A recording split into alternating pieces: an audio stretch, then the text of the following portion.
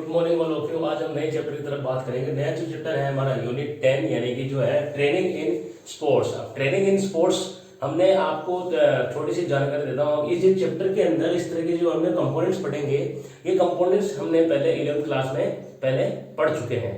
इन्हीं चीजों को हम थोड़ा सा विस्तृत रूप में पढ़ेंगे, यानी कि थोड़ा डिटेल्स में पढ़ेंगे।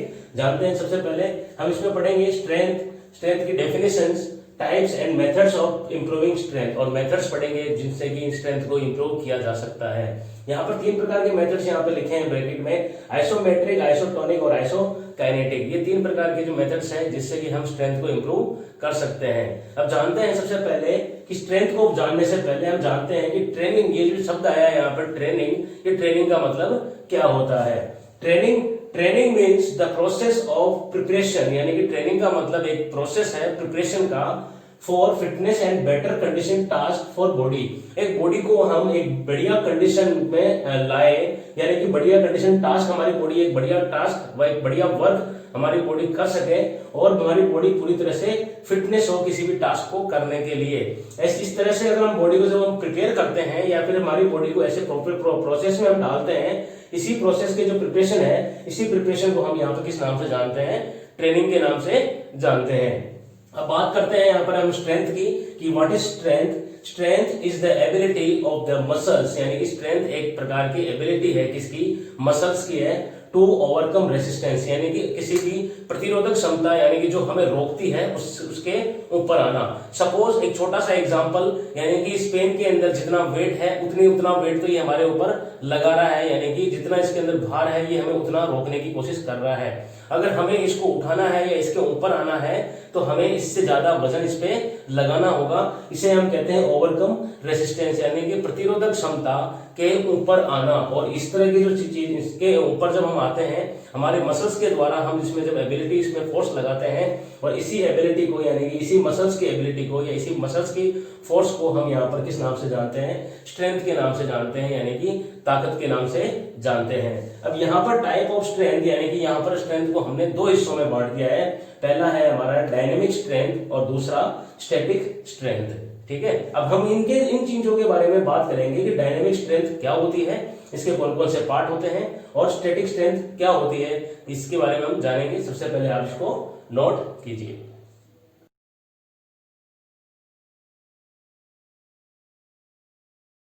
अब हम बात करते हैं स्ट्रेंथ के फर्स्ट पार्ट की, यानी कि डायनेमिक स्ट्रेंथ की। डायनेमिक स्ट्रेंथ क्या होता है। डायनेमिक हम सभी जानते हैं कि ऐसे स्ट्रेंथ जो हमें आसानी से नजर आती है उसे हम डायनेमिक कहते हैं। मूवमेंट्स आर विजिबल, इसके अंदर मूवमेंट्स विजिबल होते हैं। ठीक है, अब हम इसके अंदर जानते हैं, सबसे पहले डायनेमिक स्ट्रेंथ की डेफिनेशन को देख लेते हैं कि dynamic strength can be called isotonic strength. Dynamic strength का दूसरा नाम आइसोटोनिक स्ट्रेंथ भी कहते हैं, because it is related to the movement, क्योंकि ये मूवमेंट से रिलेटेड है, इसमें मूवमेंट नजर आते हैं, तो उसे ऐसी स्ट्रेंथ को या ऐसी फोर्स को हम डायनेमिक स्ट्रेंथ कहते हैं।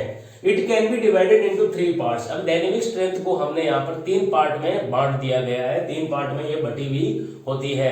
सबसे पहले बात करते हैं, सबसे पहले डायनेमिक स्ट्रेंथ का पार्ट होता है, वो होता है मैक्सिमम स्ट्रेंथ, यानी कि मैक्सिमम फोर्स जहां पर लगती है उसे हम मैक्सिमम स्ट्रेंथ के नाम से जानते हैं। It is the ability to work against maximum resistant.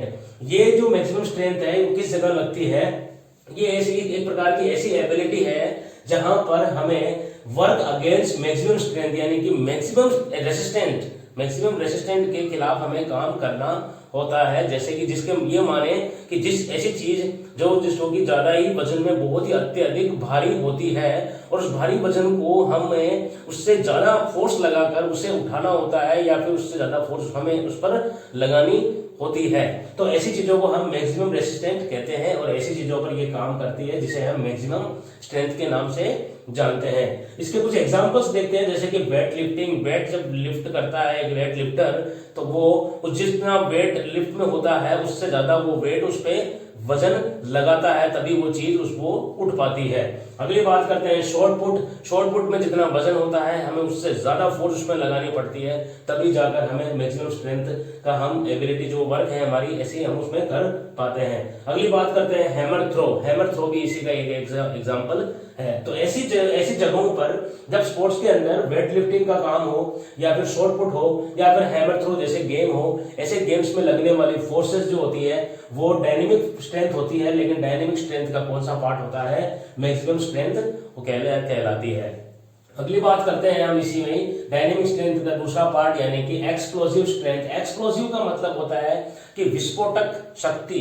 Explosive strength यानी कि विस्फोटक शक्ति हमें जब देखने को मिलती है कि एकदम बड़ी तेज से सबने फोर्स लगाई हो और अचानक से लगाते हैं तो उसे एक्सप्लोसिव स्ट्रेंथ के नाम से जाना जाता है। It is the ability to overcome resistance with high speed. High speed के साथ में ये फोर्स लगती है। अब कौन कौन से गेम में लगती है हम देखते हैं यहाँ पर कुछ एग्जांपल से कि पहला स्प्रिंट स्टार्ट। जैसे स्प्रिंट स्टार्ट होती है यानी कि रेस स्टार्ट होती है तो हम उससे पहले जो रनर होता है वो अपनी एक स्टैटिक पोजीशन में रहता है और जैसे ही विसल बजती है वो एकदम से अपनी फोर्स लगाता है। इसी एकदम से लगने वाली फोर्स को हम एक्सप्लोसिव कहते हैं, यानी कि बिल्कुल विस्फोटक टाइप की जो फोर्स लगती है, अचानक से लगती है, स्पीड के साथ में लगती है, उसे हम एक्सप्लोसिव स्ट्रेंथ कहते हैं। इसी तरह से लॉन्ग जंप में भी रनर दौड़ के आता है और दौड़ के आता है और एकदम से फोर्स लगाता है और आगे जहां पर उसे ड्रॉप होना है वहां पर वो जाके लैंड करता है। तो इस प्रकार की जो स्ट्रेंथ है वो लॉन्ग जंप में भी देखने को मिलती है। अगली बात करते हैं हाई जंप। हाई जंप में भी एक्सप्लोसिव स्ट्रेंथ देखने को मिलती है। तो यहाँ पर हमें डायनेमिक स्ट्रेंथ के 3 हिस्सों में बांटा है, लेकिन सबसे पहले हम यहाँ पर दो पार्ट हमने लिखे हैं, आप इसे नोट कीजिए और अगला पार्ट इसके बाद।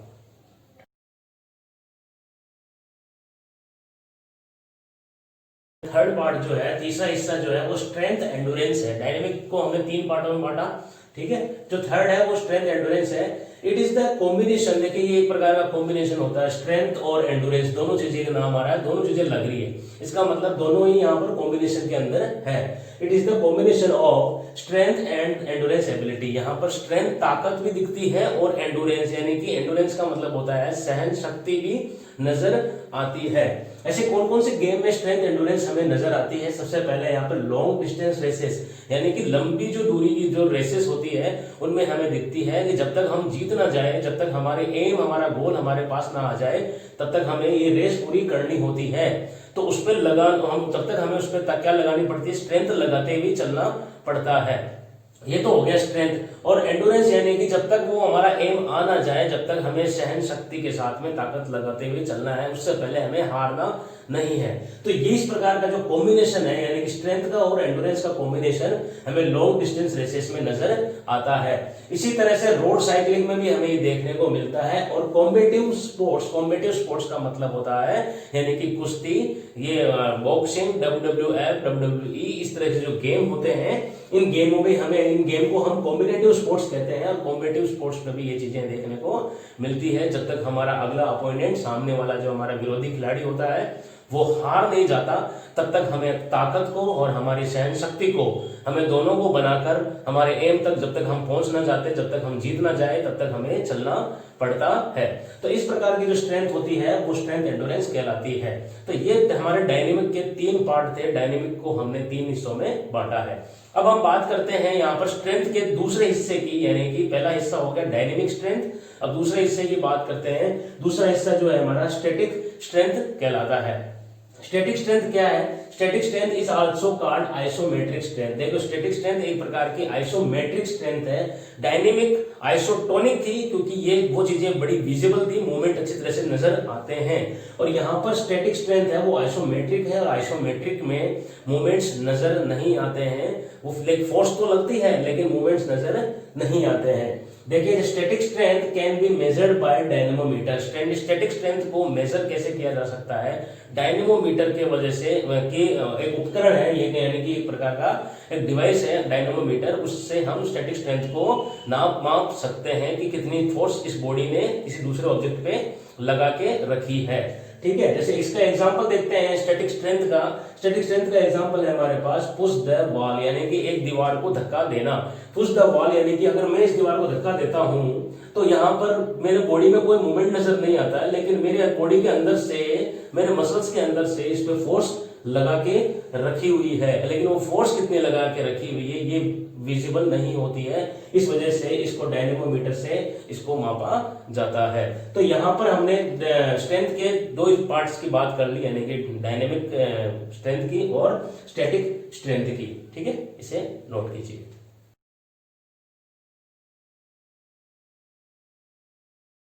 चलिए अब हम बात कर लेते हैं यहाँ पर मेथड्स ऑफ इम्प्रूविंग स्ट्रेंथ, यानी कि ऐसे मेथड्स जिनके वजह से जिनके हम उपयोग से हमारी स्ट्रेंथ, बॉडी में स्ट्रेंथ को हम बढ़ा सकते हैं। वो तीन मेथड है यहाँ पर, आइसोमेट्रिक, आइसोटोनिक और आइसोकाइनेटिक। जान लेते हैं तीनों के बारे में कि कौन कौन सी ऐसी एक्सरसाइजेस होती है जिनकी वजह से हम बढ़ा सकते हैं। पहले बात करते हैं कि आइसोमेट्रिक। आइसोमेट्रिक मैंने आपको बताया था कि स्टैटिक स्ट्रेंथ को ही आइसोमेट्रिक कहा जाता है, क्योंकि स्टैटिक स्ट्रेंथ में मूवमेंट्स आर नॉट विजिबल, क्योंकि मूवमेंट्स हमें यहाँ पर नजर नहीं आते हैं। Isometric exercise are those exercise, isometric exercise ऐसी एक्सरसाइजेस कहलाती है, या वो सभी एक्सरसाइज होती है विच आर नॉट विजिबल, जो कि हमें दिखती नहीं है। वी कैन नॉट ऑब्जर्व, और जिनकी फोर्स को हम आसानी से ऑब्जर्व नहीं कर सकते हैं। जैसे कि पुशिंग ए वॉल, यानी कि दीवार को धक्का देना, हमें पता नहीं चलता कि जो सामने वाला है, जो प्लेयर है या फिर जो इस प्रकार की एक्सरसाइज करने वाला जो पार्टिसिपेंट्स है, वो सामने दीवार को कितनी फोर्स में वो धक्का दे रहा है। तो ये चीजें हमें पता नहीं चलती, क्योंकि हम इसको ऑब्जर्व नहीं कर सकते। तो इस प्रकार की एक्सरसाइज हम करके, यानी कि आइसोमेट्रिक टाइप की एक्सरसाइज करके हम हमारी स्ट्रेंथ को भी बढ़ा सकते हैं। तो ये एक अच्छा एग्जांपल है, यानी कि सामने वाली चीज को हम उतनी फोर्स लगाए ताकि हमारी मसल्स की जो एबिलिटी है वो और ज्यादा तैयार हो सके। ठीक है, तो ये एक इम्प्रूव मेथड है, इम्प्रूविंग स्ट्रेंथ बढ़ाने का एक प्रकार का मेथड है। अगली बात करते हैं आइसोटोनिक। आइसोटोनिक यानी कि डायनेमिक टाइप की जो एक्सरसाइजेस होती है वो सभी आइसोटोनिक कहलाती है।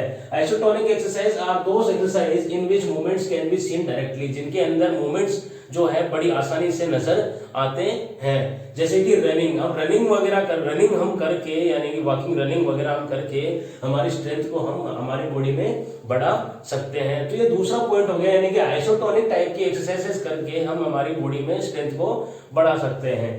अगली बात करते हैं मेथड ऑफ इंप्रूविंग स्ट्रेंथ में, यहाँ पर है आइसोकाइनेटिक। आइसोकाइनेटिक भी एक प्रकार की एक्सरसाइजेस होती है जिनसे हमारी बॉडी में स्ट्रेंथ बढ़ती है। जैसे कि isokinetic exercise are perform specially design machines, यानी कि कुछ ऐसी स्पेशल डिजाइन की गई मशीन्स होती है, उन मशीनों का उपयोग करके हम हमारी बॉडी में स्ट्रेंथ को बढ़ा सकते हैं।